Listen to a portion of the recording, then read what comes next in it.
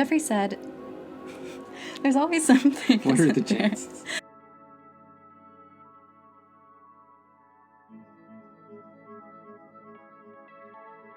Hello, and welcome to Book Sense. I'm Dr. Rick Chambers. And I'm Gail Huxley. This is the first episode of a new series called Internet Archetypes. In this series, we will be looking at internet figures and using their public personas to examine common archetypes. Our intention for this series is to learn something about archetypes and to see how they are still very relevant to our lives today on an individual and cultural scale. We're looking at the ruler archetype in this video, and as you may have seen from the title, Jeffree Star is who we've chosen to characterize this archetype. We're going to look at what the ruler represents and how this archetype is present in Jeffree Star narrative and current internet presence.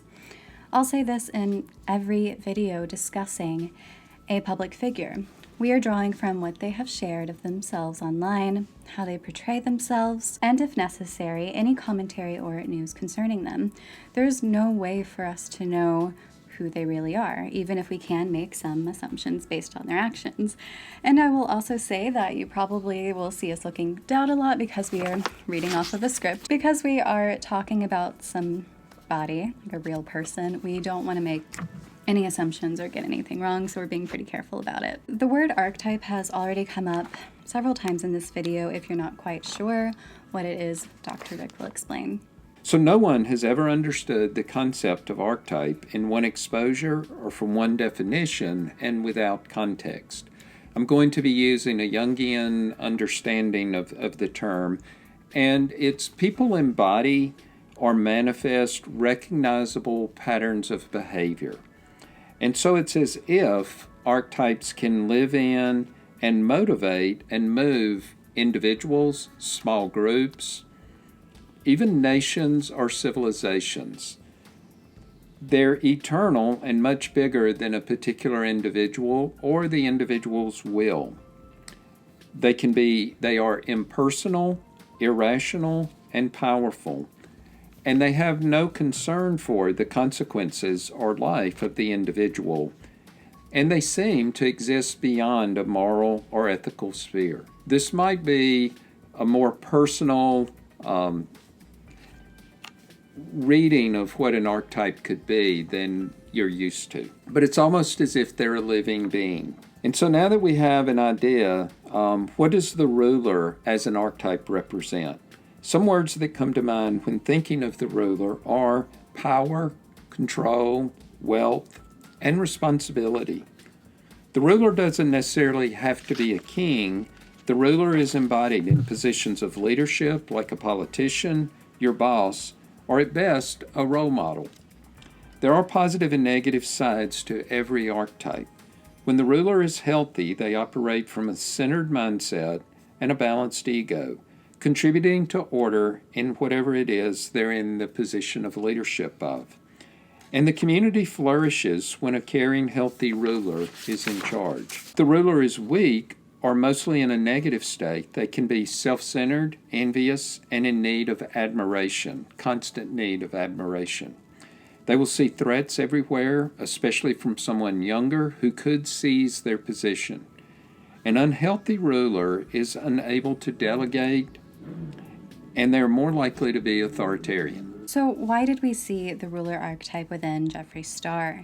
Jeffree Star appears to be someone concerned with power, with being at the top, and he has said himself will respond in anger if he feels threatened. Star's actions and persona are mostly indicative of the shadow side of the ruler right now.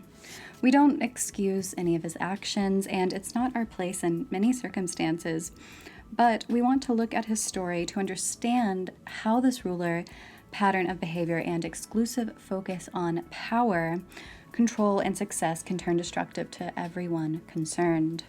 What we care about is who has been hurt. It's the people who have been hurt that we want to support and affirm. Let's look at this narrative from 3 different lenses: objective, personal, and archetypal.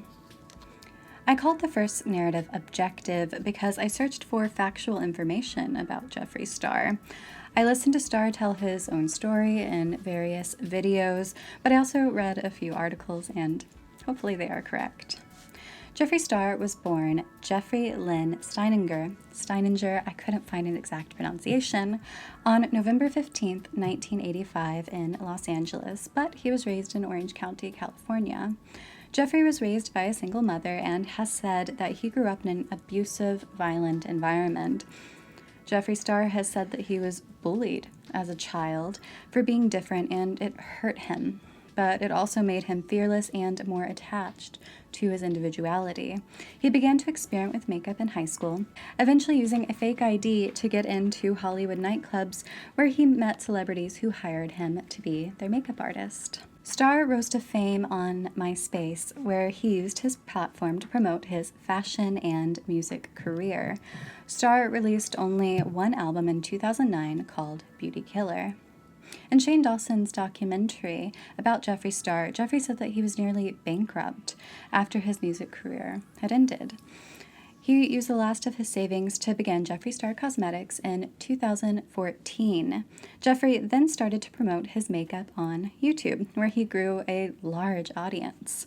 As of December 2018, he was the 5th highest paid YouTuber, but that number has probably changed by now, or that position has likely changed by now. Outwardly, this sounds like an inspiring tale, an outsider from a different background who overcame adversity. This story makes it sound as if he possesses all of the positive qualities of the ruler. But the truth is, his story is laced with controversy. And this is just as much a part of his objective narrative as his success. He has been accused of and displayed in old videos racism.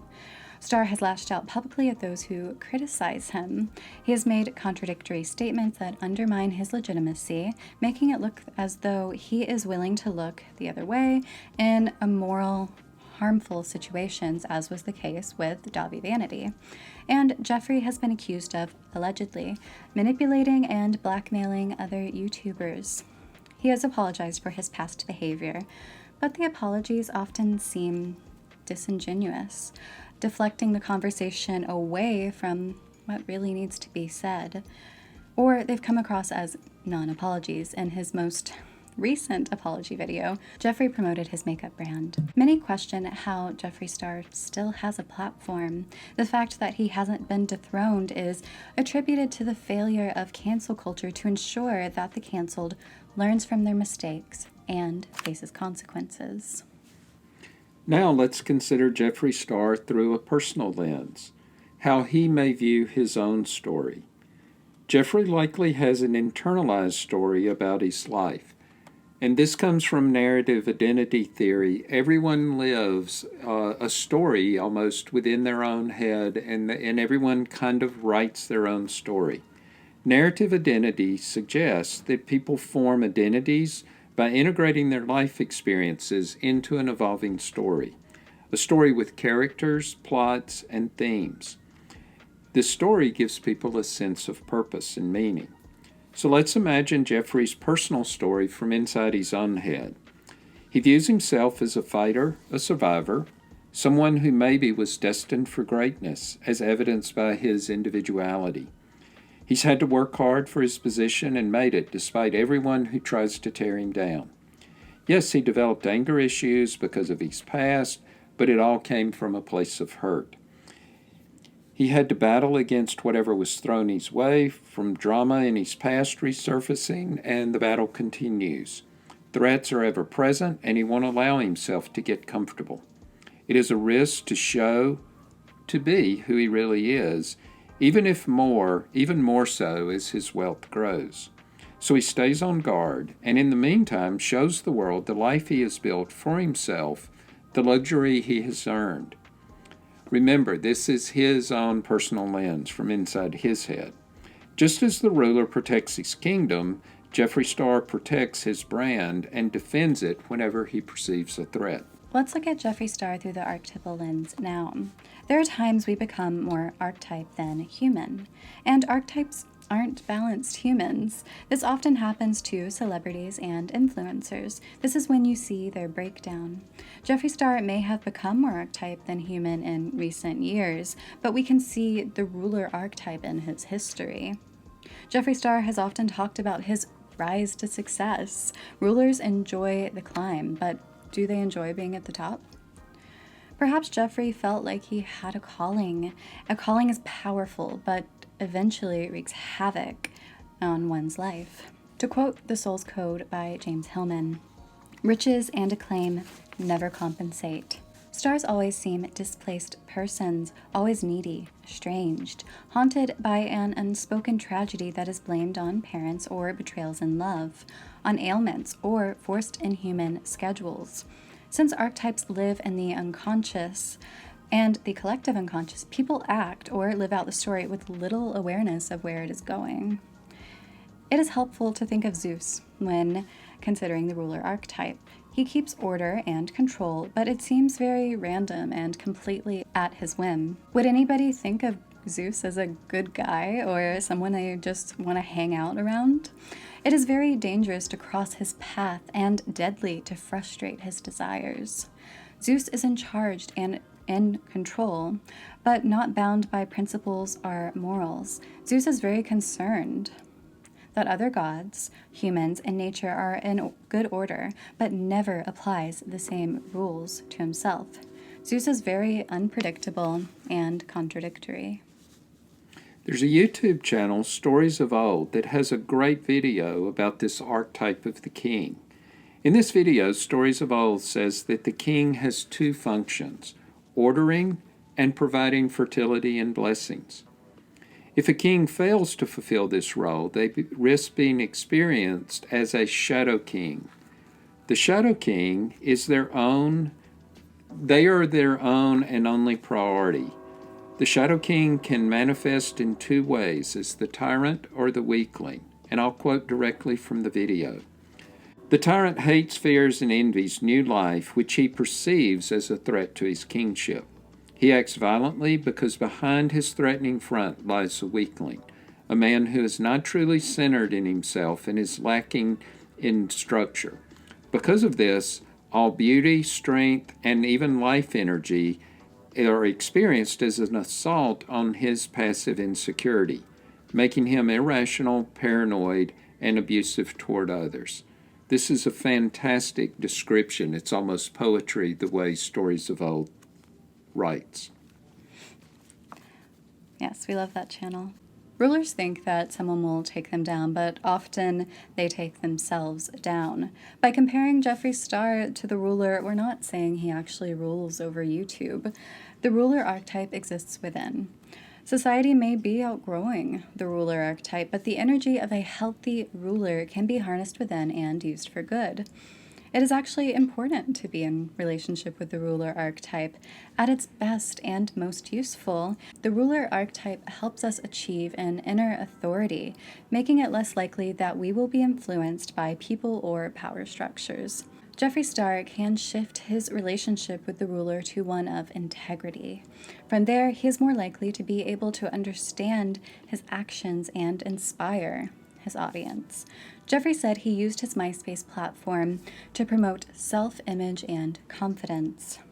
If Jeffree Star can shift his personal narrative and actually live it, he can grow from his initial values in a way that will benefit himself and his audience. If not, there are healthy rulers waiting to be appointed. Right? That's it for this Very one. good. Thank you.